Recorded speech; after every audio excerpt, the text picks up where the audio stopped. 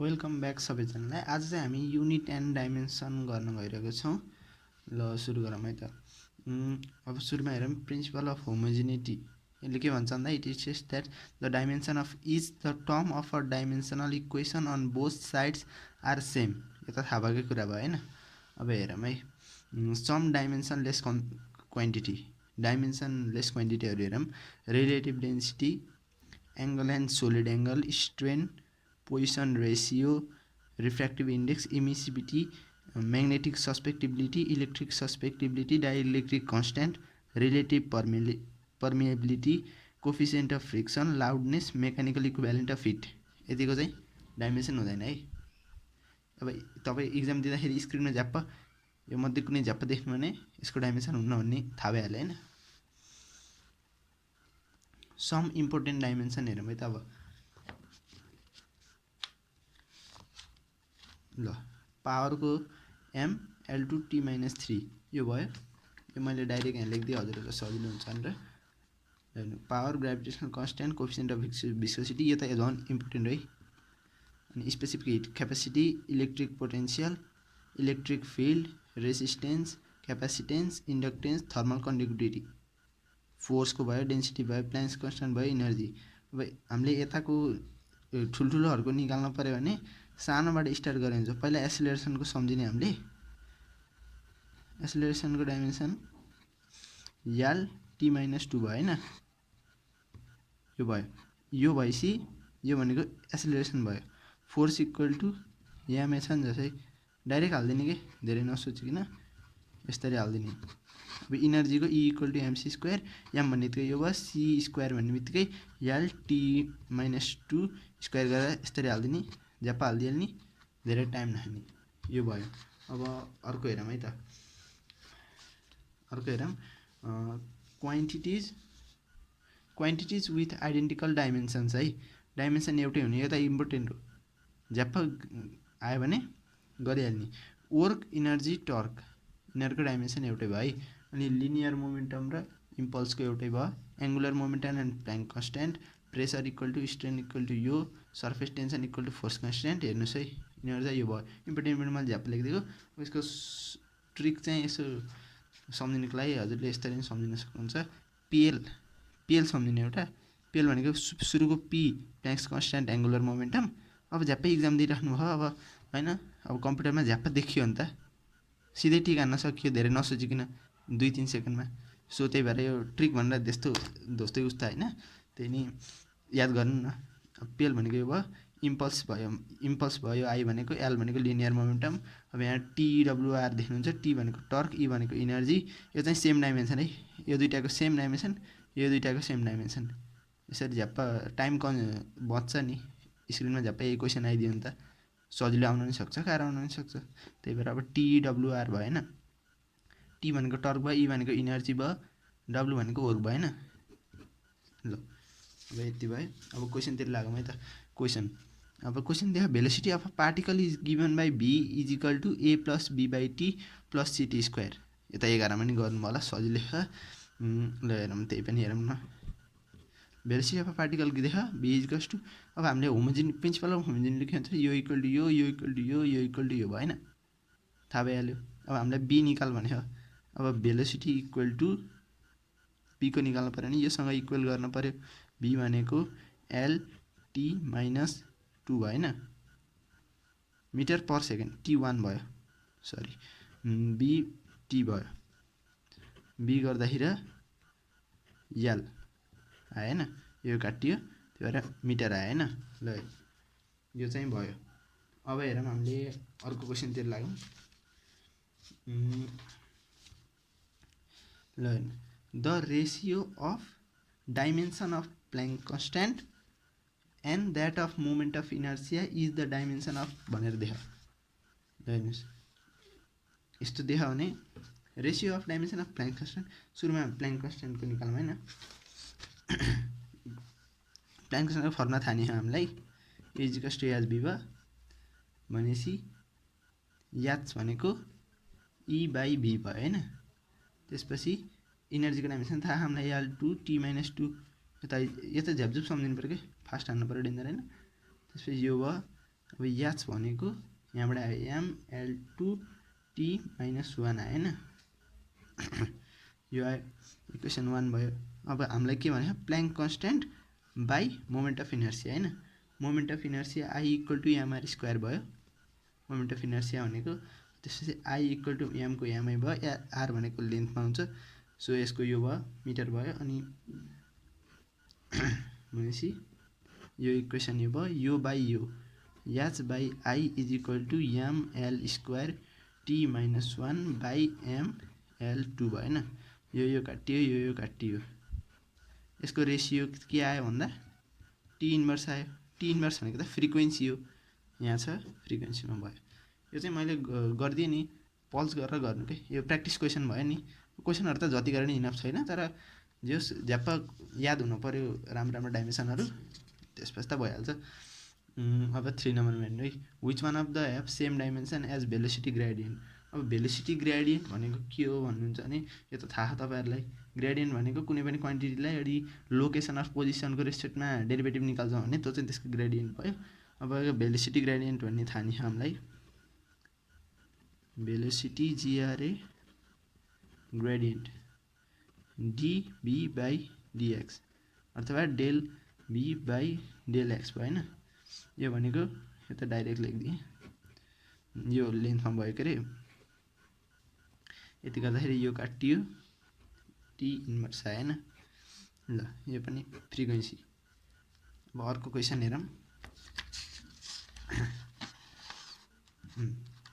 The power of a body is related with distance and time by p = के भन्यो p = p0 e को पावर minus alpha times t² by x then the dimensional formula of alpha is same as ल हेर्नुहोस् है हामीले यस्तो question गर्दा चाहिँ के गर्नुपर्छ भने हैन ल हेर्नु यो यस्तो e को पावरमा देखा नि यस्तो देख्यो भने एक्सपोनेन्शियल फङ्सन यस्तो दिएको केसमा हैन के गर्नु पर्यो भने logarithmic function log ax trigonometrical function sin ax अनि यस्तो देख्यो भने यिनीहरूको चाहिँ डाइमेन्सन हुन्न डाइरेक्ट के गरिदिनु भने डाइमेन्सन हुन्न यसको सो के गर्न पाइयो भने alpha t² by x minus त नलेख्दा नि भयो x = m0 l0 t0 भयो = 1 भयो सो अल्फा = lt - 2 भयो ल यो यसको त डाइरेक्ट हाल्दिएँ मैले अल्फाको भ्यालु यो भयो यसको डाइमेन्सन 1 भयो डाइमेन्सन लेस भएपछि सबको पावर 0 भयो सो 1 भयो यो लेखिदिएँ डाइरेक्ट भयो हैन यो भनेको कुन हो यो भनेको एसिलेरेसन हो सो एसिलेरेसनमा टिक लाउने यस्तो क्वेसनहरू प्र्याक्टिस गर्नु अनि अब अर्को क्वेसनतिर लागौँ है त ल हेर्नुहोस् अर्को क्वेसन नि यही छ in the equation p + a/v² v - b = RT i यो चाहिँ भेन डर वाल्स इक्वेसन भयो वेयर p भनेको प्रेसर हो p भनेको भोल्युम t भनेको एब्सोल्युट टेम्परेचर r भनेको युनिभर्सल ग्यास कन्स्टेन्ट हैन अब dimension of a and b भने फाइन्ड गर भने यो क्वेसन चाहिँ इम्पोर्टेन्ट टाइपकै हो है मैले असम्म हेरेको बुकमा सबै बुकमा भएको क्वेसन चाहिँ हो 11 क्लासमा पनि थियो त अब हेर्नु है भनेपछि ए र बी को डाइमेन्सन जिक भने हैन अब हामीलाई के थाहा यसको र यसको डाइमेन्सन इक्वल गर्न पाइयो यसको र यसको डाइमेन्सन नि इक्वल गर्न पाइयो है ल हेरौँ है यो त थाहा नि हो न हजुरहरूलाई त्यही ल हेरौँ न सोलुसन p = यसको डाइमेन्सनसँग इक्वल a/v². v भनेको के भने भोल्युम भने हैन प्रेसर भनेको ml - 1 t - 2 = a/l l³ भयो भोल्युम भनेको सो यसको डाइमेन्सन त यतिकै आउनुभयो ml5 t - 2 अब यो अप्सनमा हेर्ने यसरी झ्याप्पा आउँछ भने हालिदिइहाल्ने के अरे अप्सनमा किनभने टाइम झ्याप्प उस हुन्छ नि त दुईटामा सेम छ भने चाहिँ गर्ने नत्र चाहिँ झ्याप्प गरिदिँदैन भयो अब b को हेरौँ b को डाइमेन्सन निकाल भनेपछि b = भोल्युम भयो b = भोल्युम भनेको त डाइरेक्ट l³ भयो त केही गर्नै परेन सो ल यो चाहिँ एन्सर भयो ल अब अर्को क्वेसनतिर जाउँ ल अब चाहिँ अर्को क्वेसन हेरौँ है। क्वेसन पढौँ। The energy radiated per unit area per unit second of by a black body at a temperature T is given by, यो भनेर देख, यो नदिएको हुनसक्छ, त्यो त फर्मुला त थाहा भइहाल्छ तपाईँहरूलाई। Then the dimension formula of Stefan constant equal to what भने होइन। अब यसमा चाहिँ गरौँ भने solution Stefan CONSTANT constant equal to energy radiated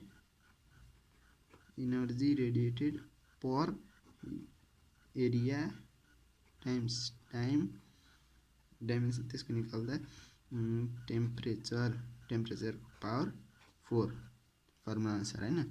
अब यहाँ हेरौँ ML2T - 2 energy equals to MC square भयो। M भनेको M, C स्क्वायर गर्दाखेरि C भनेको LT - 1 को गर्दाखेरि यो आयो होइन। डाइरेक्ट इनर्जी भन्ने त के झ्यामझुम हालिदिइहाल्ने कि, धेरै सोच्नै पऱ्यो होइन। यसमै सोच्यो भने त टाइम वेस्ट हुन्छ। त्यही भएर यो भनेको एरिया भनेको L स्क्वायर भयो, T भनेको T भयो, टेम्परेचर भनेको केल्भिनको पावर 4 भयो होइन।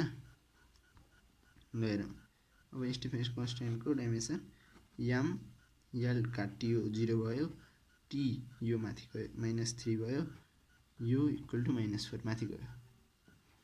ल अप्सनमा यो अप्सनमा टिक लाउने अनि मार्क्स ल्याउने। अब चाहिँ नेक्स्ट क्वेसन हेरौँ है। ल अब चाहिँ अगाडिकोसँग रिलेटेड न्युमेरिकलहरू भयो के अरे। अब हामी इरर सुरु गर्न गइरहेको छौँ, हेर्नुहोस् है त। ल इरर हेरौँ है। इरर भनेको के हो? Error equal to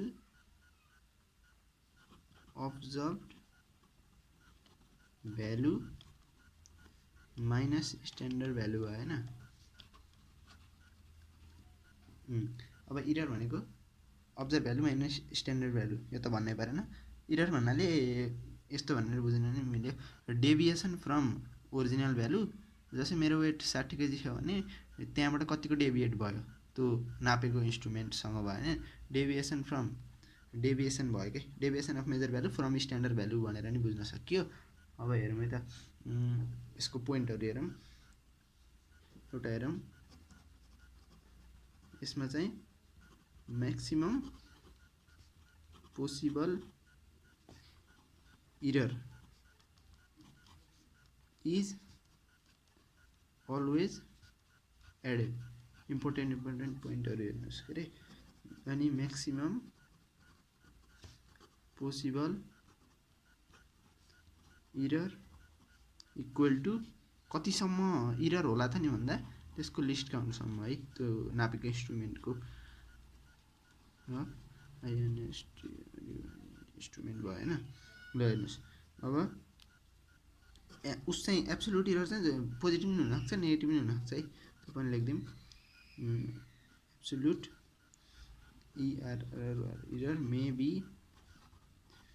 positive or negative, यति कुरा याद गर्नु। अब चाहिँ पोइन्ट वाइज इम्पोर्टेन्ट थ्योरी लेखौँ के अरे। अब error in sum of quantities, सममा नि यही भयो, डिफ्रेन्समा नि यही हुन्छ है फर्मुला चाहिँ। ल ह्यान्ड राइटिङलाई चाहिँ नेग्लिजेन्स गरिदिनु, नलेजलाई मात्र हेर्नु। अब ज्याप्पा चाहिने कुरा हेर्नु। X equal to A plus minus B भयो भने डेल एक्स, इरर निकाल्नु पऱ्यो भने plus minus del A plus del B, इररको लाइन सेम भयो है। अब इरर इन डिभिजनमा हेरौँ है त। इरर भनेको के हो? चेन्ज हो नि त, डेरिभेटिभ हो कि। ल चेन्ज निकाल्ने भनेपछि if x equal to a by b है।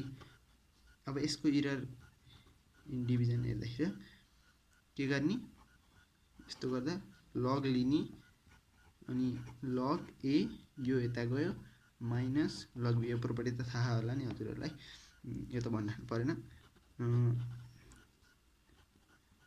लग एक्स को derivative plus minus D log A by DA, यहाँ डिए भयो, ए डिएक्स को सट्टा डिए भयो, त्यो डिए भएपछि d by log b by d b, यहाँ डिबी नै भयो है।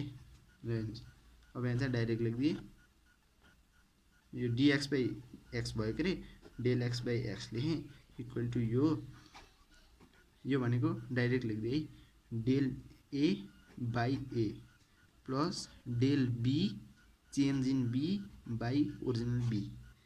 ल यति भयो है, यो कुरा याद गर्नु पर्यो, यो चाहिँ याद गर्नु, अहिले न्युमेरिकलमा काम लाग्छ।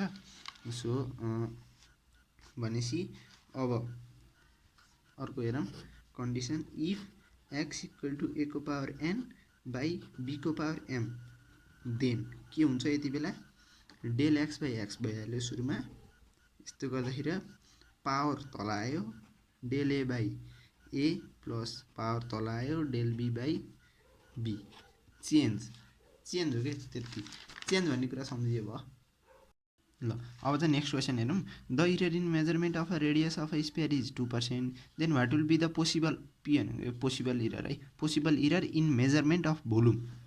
अब error in measurement of radius of sphere यति छ भनेपछि भोल्युममा निकाल्नु पऱ्यो, भनेपछि भोल्युमको फर्मुला के हो, 4/3 पाइ आर क्युब, यो थाहा भएको कुरा हो, 10 कक्षादेखि 9 कक्षा 6 कक्षादेखि।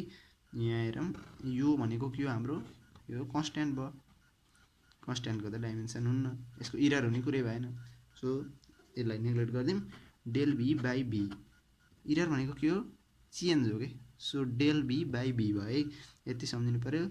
यो यता आयो डेल आर बाई आर भयो होइन, अब del be by b into 100%, percentage error निकाल्नु पऱ्यो, so del are by r into 100% भयो, यहाँ लेखौँ है। So del be by b into 100% गर्दाखेरि पर्सेन्टेजमा निकाल्नु भएको भएर यो इन्टु कति गर्नु पऱ्यो, 100 गर्नु पऱ्यो है। 3 टाइम्स यो देखा नि त हामीलाई चेन्ज इन रेडियसको यहाँ इरर देखा, सो यो भयो, यता बुझिहाल्नुहुन्छ 3 इन्टु 2% भनेको चेन्ज भयो, इन्टु 100 को त 100 पर्सेन्टेजमा निकाल्नु पऱ्यो। सो चेन्ज इन भोल्युम भनेको कति आउँदो रहेछ भन्दा, इरर कति आउँदो रहेछ भने 3 टु 6% आउँदो रहेछ है। ल अब अर्को क्वेसनतिर लाउँ। ल नेक्स्ट क्वेसन यहीँ देख्न सक्नुहुन्छ, when the length of a cylinder is measure with maximum 3% errors, लेन्थमा यो 3% इरो देखियो भनेपछि डाइरेक्टै दिमागमा सम्झिहाल्ने, del L by L equal to 3% भयो, प्यास सकियो। अब रेडियस विथ म्याक्स 2% इरोड भनेपछि del are by r equal to 2% सम्झिहाल्ने दिमागमा, अब त केही गर्नै परेन। अब इरर इन सिएसए भने हो, अब हामीलाई थाहा सिलिन्डरको सिएसए भनेको कर्भ सर्फेस एरिया भनेपछि यसमा इरर निकाल्ने हो, चाहिँ 2πRL फर्मुला भयो, यो कन्स्ट्यान्ट भयो, नो डाइमेन्सन भनिसक्यो अगाडिकै क्वेसनमा, थाहा भएकै कुरा नि भयो। Del A by A change निकाल्ने हो नि त, so del are by r, यो जुन लेख्ने भयो जस्तो लेख्ने, क्यापिटल्समा फरक परेन, यो भयो। इन्डेक्समा चाहिँ अलि फास्ट गर्नु पऱ्यो, अहिले चाहिँ बुझ्नको लागि हल्का स्लो लेखिदियो कि, यो भयो भनेपछि 2% इरर यो दिएकै हो, मैले अघि नै भन्दै थिएँ, प्लस यो 3% इरर भएपछि टोटल इरर भनेको 5% भयो, त्यही भएर 5%मा टिक लाउने, 5%मा टिक लाउने, सो एन्सर यही भयो है। अब चाहिँ हेरौँ है, अब सिएसएमा इरर कति हुन्छ भनेपछि बेस एरियामा नि निकाल्नु न, बेस एरियामा कति हुँदो रहेछ है त, अप्सन लेखौँ, एउटा लेखिदिउँ 4%, एउटा 5 लेखिदिउँ, त्यसपछि 6 लेखिदिउँ, त्यसपछि 7 लेखिदिउँ। ल अब चाहिँ बेस एरियामा इरर कति हुन्छ भनेर, बेस एरियाको फर्मुला पाइ आर स्क्वायर, सिलिन्डरको सर्कुलर हुन्छ, सो यो भयो, थाहा भएको कुरा भयो सबैलाई। अब A del A by A change निकाल्यो नि त हामी त, पाइको हुन्न 2 तल आयो, so del are by r is equal to 2 times del r छ हामीसित, सो 2% भयो इक्वल टु 4%, यहाँ केही गर्नै परेन, यो त केही गर्नै परेन, यो सिम्पल भयो। यो गर्नु क्वेसनहरू चाहिँ धेरै प्र्याक्टिस गर्ने सकेसम्म। अब भोल्युममा हेरौँ है त, भोल्युममा कति हुँदो रहेछ इररकै, बियुएलएम volume equal to del be by B, भोल्युममा हेरौँ, भोल्युम भनेको कति हो थाहा छैन हजुरलाई, अघि नै अघिकै क्वेसनमा नै गरे हो। सो डाइरेक्ट लेख्दै मैले 2 तल झऱ्यो, डेल आर बाई आर भोल्युमको फर्मुला आयो, यो तल आयो, so del are by L is equal to 2 times, यो भनेको 6 हामीसित कति 2% रहेछ क्वेसनमा, प्लस यो भनेको 3 देखा होइन, भनेपछि direct 4 + 3 = 7 7% is the possible error यहाँ देखेन त sorry 7% is the possible error भयो हैन ल आजको लागि चाहिँ यति भयो के रे thank you for watching so केही फिडब्याक छ भने दिन सक्नुहुन्छ ल थ्याङ्क यू है त